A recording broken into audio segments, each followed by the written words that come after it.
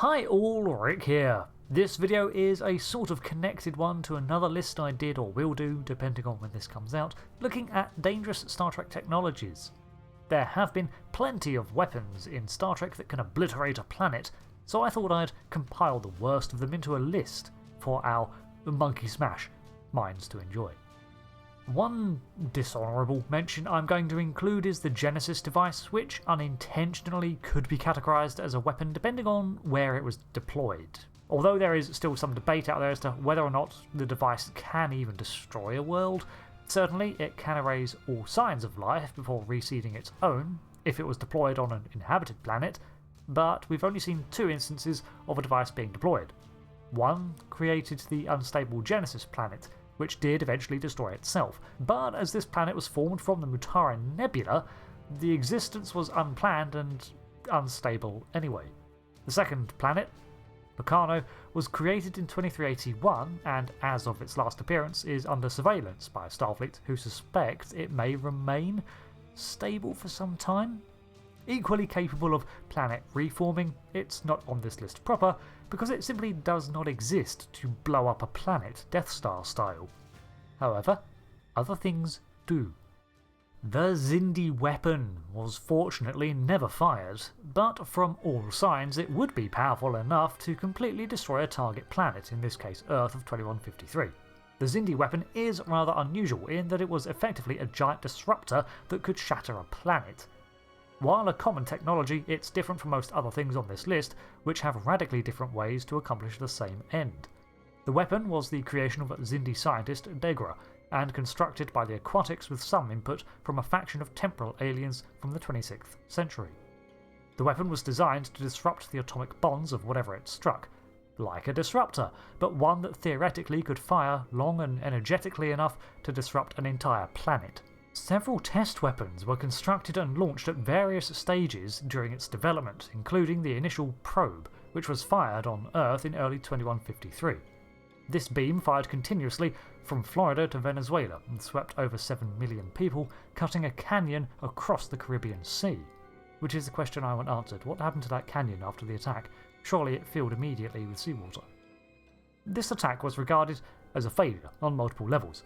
Firstly, it did not produce anywhere near the expected output of power, but more than that, all the Xindi succeeded in doing was alerting Earth to the bigger threat, and they didn't even hit Starfleet Command or anything vital of a tactical value. Either way, the weapon was completed later that year, and was escorted via subspace tunnel to the Sol system. Despite the fearsome power it wielded, it was a product of its time and required a long time to set up, which it could not do while in flight. Additionally, as a safety feature, it required 5 activation codes to fire, and ultimately all of these delays, alongside the help of the majority of Xindi who realised their entire plan was based on false information, while the weapon was destroyed. The technology that came out of the event was reverse engineered on smaller scales by others, but ultimately the unwieldy super weapon was never recreated. Next up is a supernova bomb. While certainly a powerful image, this device was less of a star system levelling explosion and more let the star do the heavy lifting. In 2375, a Dominion agent, Changeling, managed to smuggle such a device of its own creation on board a runabout, with plans to drop it into the Bajoran Sun, wiping out Bajor, DS9, and the Federation's assets in the area, securing the mouth of the wormhole for the Dominion. The device contained a mixture of trilithium, techosite, and protomatter. Trilithium is a commonly used explosive, for a variety of purposes and part of Starfleet's kit, so it's pretty easy to acquire, but does halt nuclear fusion. Refined techosite begins life as an ore and is a slightly rarer compound that can also explode. But the real reason this device worked is the protomatter. Protomatter is something of a continual topic of research that is highly unstable and tied to the Genesis device. The matter itself has transformative properties, and can impart runaway reactions across multiple applications. Its wide potential is why so many keep coming back to it, but it seldom works out, because of the mentioned instability. As an example, it is regarded as the main reason the Genesis planet destroyed itself. That being said, if its fickle nature is tamed, it can be of great use, like in 2370 when the Federation scientist Gideon Sayatic rejuvenated the star Epsilon 119. In all of these uses, it essentially energizes things, and is therefore likely a go-to when you need a form of cascading energy to ramp up quickly. In the hands of this Dominion agent, however, it was a weapon that, when combined with a star, would destroy multiple planets. But if you want to get technical about it, sure, the device itself could not blow up a planet. No list would be complete without the mention of the Doomsday Weapon, the planet killer encountered by the USS Constellation and Enterprise in 2267. This unknown weapon was a giant anti-proton generator encased in a neutronium shell. The antimatter beam it fired was simply a spray of guided antimatter that annihilated all it touched. When combined with a tractor beam, it simply shaved away and funneled off the blasted matter that survived and absorbed it, adding perpetual fuel to its furnace so it could continue. Its origin is unclear, but it's theorized to be a relic of a war deployed long ago and never deactivated. Its ruined hulk remains now in Starfleet custody, and it is studied in detail, but any results or lore gleaned from it remains unmentioned. The vessel itself possessed a limited level of artificial intelligence and was able to prioritize and engage targets, and it was making its way inexorably towards the heart of Federation space until it was critically damaged by the sacrifice of Commodore Decker. Even this technically did not destroy it, as its impenetrable neutronium hull contained even its own explosive destruction. Species 8472's bioships are remarkable creations of living matter grown into pilotable form. I've got a video on living ships in Trek as well as bioships in particular for fuller coverage, but relevant to this video. The bioships themselves had tremendous firepower, enough even that several blasts could override a Borg cube's shielding and deal catastrophic destructive damage to the cube before the Borg could analyse or adapt to it. What's scarier is that several of these ships could combine their main weapons to transfer the energy into a central focusing and amplification ship, then unleashing an attack that can destroy an entire planet. We saw this unleashed in Scorpion, when 8472 attacked an assimilated world before the remaining cubes covered the retreat of the lone surviving ship and Voyager. The energy appears to be channeled directly into the planet, piercing the crust and tunnelling into the internals. Its primary factor is a strong force reversion field, which inverts the attraction between atoms so that they repel each other instead. From here, the energy begins to erupt from the crust as the excited molecules boil to the surface in multiple eruptions of titanic scale until the planet is simply blown apart from the excessive force now channeled inside it. From the lore of the Kelvin universe, red matter is a strange substance, heavily policed by the Vulcan Science Institute and created by said Vulcans. The matter is distilled from refined decalithium, which itself is incredibly rare and assumed to be a strange form of dilithium.